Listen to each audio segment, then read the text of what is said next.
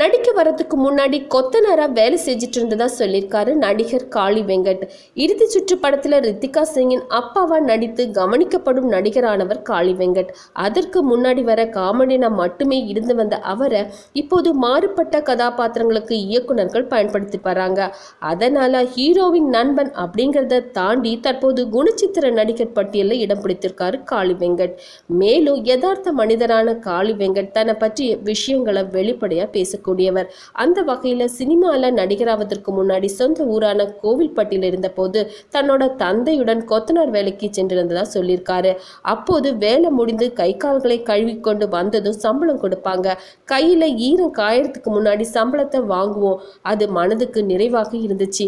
அதே மாதிரி தான் இப்போது சில தயாரிப்பாளர்களும் நடிச்சு முடிச்ச உடனேயே சம்பளத்தை தர்றாங்க. அப்போ எனக்கு கொத்தனார் வேலை செஞ்சுட்டு ஈரம் காய்வதற்கு முன் சம்பளம் வாங்கின அந்த பழைய ஞாபகங்கள் தான் மனசுல வந்து போகும். என்ன இருந்தாலும் வேர்வை சிந்தி உழைக்கிற உழைப்புக்கு உடனடியா கூலி கிடைப்பதில் இருக்கிற சந்தோஷம் எதிலுமே இருக்காது அப்படின்னு சொல்லியிருக்காரு காளி வெங்கட். மேலும் இந்த செய்தி பிடித்திருந்தால் உங்கள் விருப்பத்தை தெரிவிப்பதுடன் நெட் டிவி ஃபார் யூ சேனலை சப்ஸ்கிரைப் செய்யவும்.